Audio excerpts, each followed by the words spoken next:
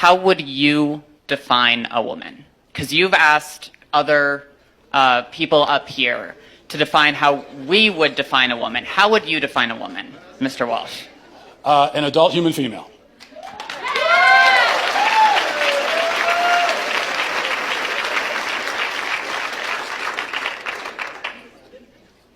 And how don't trans people, how doesn't a transgender woman fit that definition? Female. Because they're not female. They have, you said that you are a biological male, correct? I said I'm transgender. I might be intersex for all we know. About almost as many people in the world are transgender as intersex, and well, a lot of people don't know. Well, but that's a different conversation. Intersex, that's a genetic anomaly, that's a medical condition. So that's a completely different conversation. That's also not a third gender. That's a genetic anomaly that occurs within the sex binary of male and female. What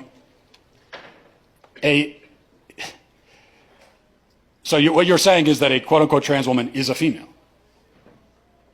By the definitions I'm familiar with, yes. So how would you define female?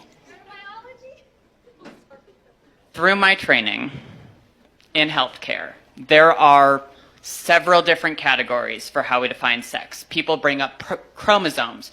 People also bring up hormone levels. People bring up all sorts of other categories. Lots of people don't fit neatly into a gender binary, even people we don't consider to be intersex. It's a complicated spectrum. It's not complicated, but you also didn't define. So what is a woman? What is a female? What do these words mean? It's complicated, and I know you're not going to like that answer, but that's because there are no simple answers in human biology. Let me ask you a question. You guys, well, hang on. Just let me finish. You guys like to bring up high school level biology classes a lot. I get that a lot, but people who go on to more complicated biology classes will talk about sex as a spectrum. It's not. It's not. Well, biological researchers would disagree with you. Well, then they're full of shit, the ones that would say that. You said you're an EMT. Yes. Okay, if you're responding to a health emergency. Biological male, somebody with a penis, is having a medical emergency. And they say to you, I think I'm having a miscarriage. Would you check them to see if they're having a miscarriage? Would you consider that a possibility for them?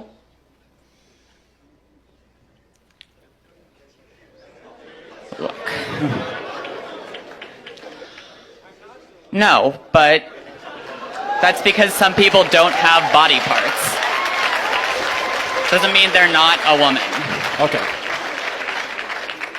Sounds like we've established there are some people who, in principle, can get pregnant, and there are some people who can't.